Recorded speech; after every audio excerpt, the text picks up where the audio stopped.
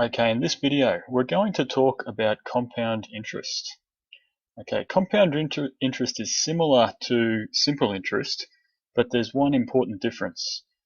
When we had simple interest, we started with an amount of money, and every for every set period of time, let's say every 1 year, we take a certain percentage of that money, let's say 5%, and we add it to the initial amount, the principal. Okay, so after 1 year, we've got the starting amount plus an extra 5%. And then that's after 1 year, we've done that. And then after 2 years, we add another 5% of that initial starting amount, whatever it was. So each year we add the same amount. That's in simple interest. Okay, with compound interest, here's the difference. Okay, with compound interest, what happens is in year one, if we've got an interest rate of 5%, for the first year it's the same as simple interest. We take 5% of whatever the initial amount was, and we add that, we get that extra amount of money. So here's our interest after the first year, 5% of the big pile of money. Now in year two, here's where it gets different. In year two, when we're calculating 5% of the principal, we include that extra bit of money we earned in the first year. We include the interest from year one. So now we've got our big pile of money, the principal, plus this extra little bit of money, and we're going to calculate 5% of both of those, and that's going to be the interest for the second year. So we're going to get an extra little bonus bit of interest from this extra bit of money here.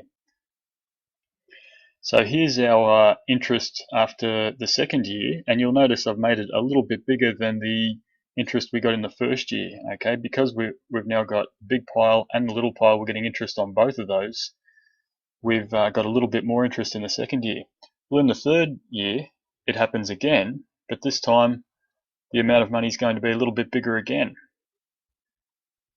Okay, that's the interest that we're gaining. So we've still got the same principal, but each year we're getting a little bit more interest than the year before. And after the fourth year, it's going to get slightly bigger again. So you can see how after each year, the amount of interest we get gets bigger and bigger every year.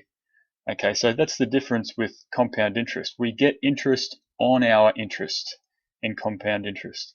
We get to include the interest that we earn in our principal, and so you get interest on the interest. Okay, compound interest can be expressed using this formula. In this formula, we've got P, the principal, the starting amount of money. We've got R, which is the rate of interest per compounding period.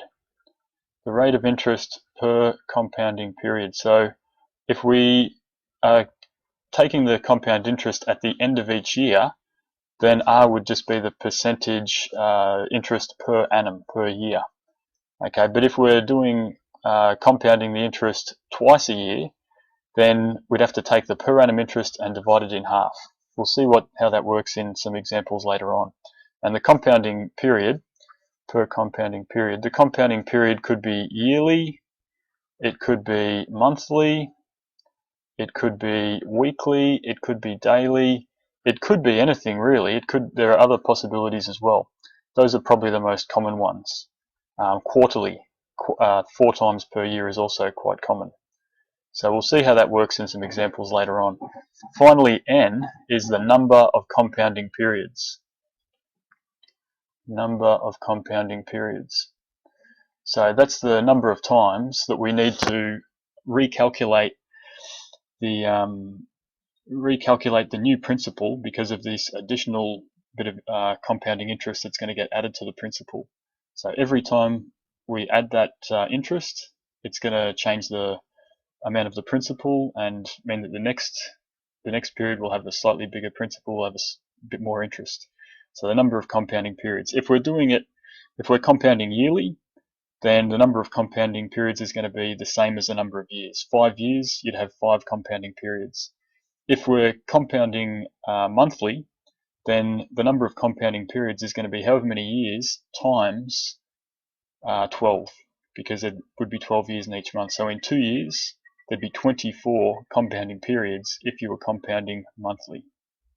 Again, we'll see how that works in some examples later on, but that's the general equation for compound interest. An important point to make is that compounding interest, is much more powerful than simple interest. If we start with the same amount of money for a compounding interest and a simple interest situation, for the simple interest, the amount of money will rise in a linear fashion. Okay, that would be simple interest. But for compounding interest, because of that exponential term that's here, you remember how it's got a power of n at the end of the compounding interest, it's actually going to rise in an exponential fashion. So it might start off a little bit slower than the simple interest, but very quickly it's going to overtake the simple interest because of that exponential factor in the equation. So compound interest can become very, very large over a period of time. Okay, let's do a couple of worked examples to see how it works. Okay, here's a question we can work through to see how compounding interest works. So Tamara has $15,000 to invest for 3 years. She considers the following options. So we've got 4 different options, and in each option there's a different percentage interest rate per annum, but also different compounding periods. So the interest is compounded at a different rate, different over a different period of time, and that's going to affect the equation in each case. So for each of the equations, let's do the same as for simple interest. Let's work out what the key amounts are. Okay, in every case, the P is going to be $15,000. Okay, so that's not going to change. The number of compounding periods is going to depend on 2 things. It's going to depend on the total amount of time and how often each year we're compounding. In the first situation, it's going to be compounded annually, which means once per year. And there's 3 years, so the number of compounding periods is 3. Once per year for 3 years gives us n equals 3. Okay, finally the rate of interest is going to be simply 5.25% per annum because it's happening once a year, and that's already a per annum rate. It's already set for once a year, so that's going to be that. Okay, for the second one, we've got shares paying a dividend rate of 5.08% per annum compounded quarterly this time, so that's going to be important. P is going to stay the same. The principal amount's the same, but N depends on the number of years and how often it's compounded each year. In this case, quarterly, which means 4 times per year. So 4 times per year for 3 years, N is 12. It compounds 4 times each year for 3 years, so that's 4 times 3 is 12. And then finally R. Now if we were using our compound interest formula up here, then we'd have to break R, which is it's given to us as 5.08% per annum per year. We'd have to break that into 4 pieces because it's being compounded quarterly, and R is the interest rate per compounding period, which is a quarter of a year. So we'd have to divide 5.08% by 4. But as it turns out, as we'll see in the calculator in a moment, we actually don't need to break that up because the calculator will do it for us. We'll just tell it the per annum interest rate, and we'll tell it how many times per year it's going to be compounded, and it will do that division for us. So we'll just leave it as 5.08.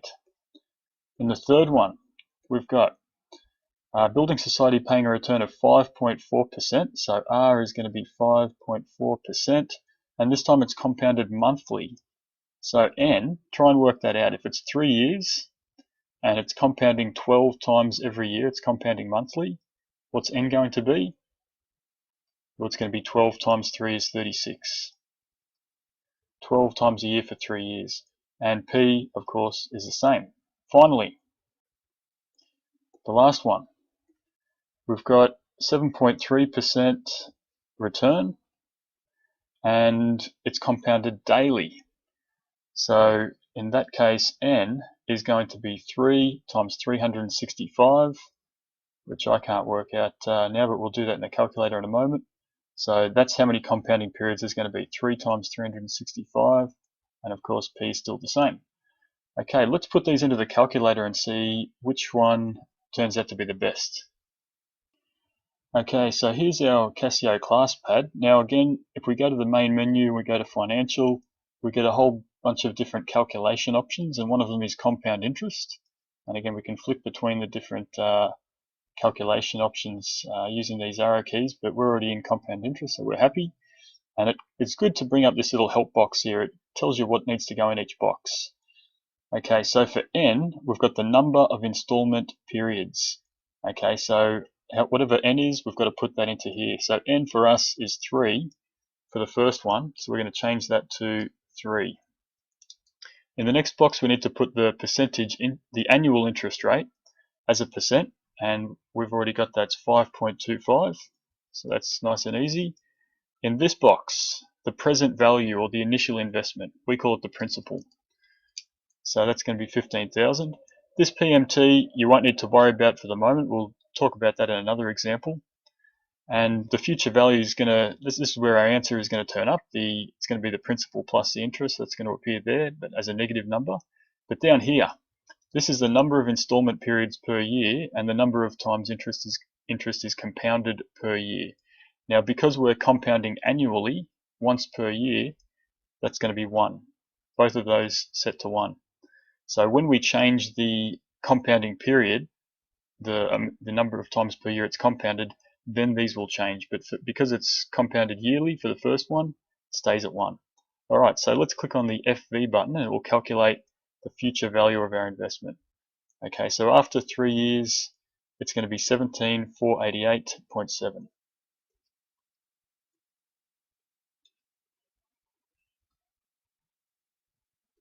So that's the first one.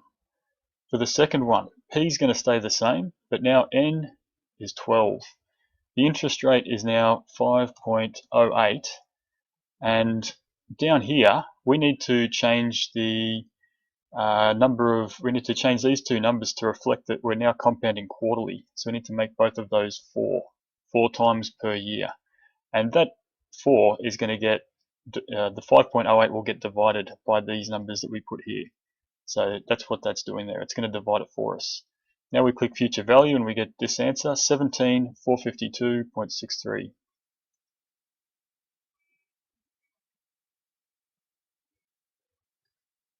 Okay, next one. We've got N equals 36 and R equals 5.4. So 36, 5.4. P stays the same. And this time we're compounding monthly. So we've got to change these numbers to 12. And we get a future value of 17,631.49.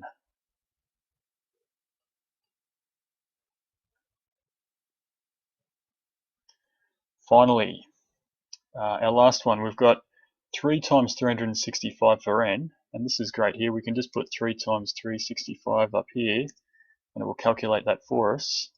We've got R equals 7.3, very high interest rate, and the number of times per year, 365, we've got to make that, because we're compounding daily, 365 times every year. When we calculate the future value, we get 18,672.06.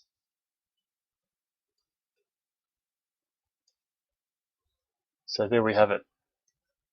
This is the best investment. Obviously, it's the one that's given us the greatest return. And so that's what we should advise Tamara to do, is take the 4th option. So when you use the Casio ClassPad, it does make it very easy. You've just got to work out the number of compounding periods, which is going to be determined by the amount of time and the number of compounding periods per year. Put in the interest rate per annum, put in the principal value, and make sure down here that you put the number of installment periods per year, or the number of compounding periods per year. And then, yeah, just click on the future value. And obviously, if we wanted to work out a different amount, if we were given the future value and not one of these other bits, then we'd just put the future value in here as a negative, and then we'd calculate one of the other quantities by clicking on that button.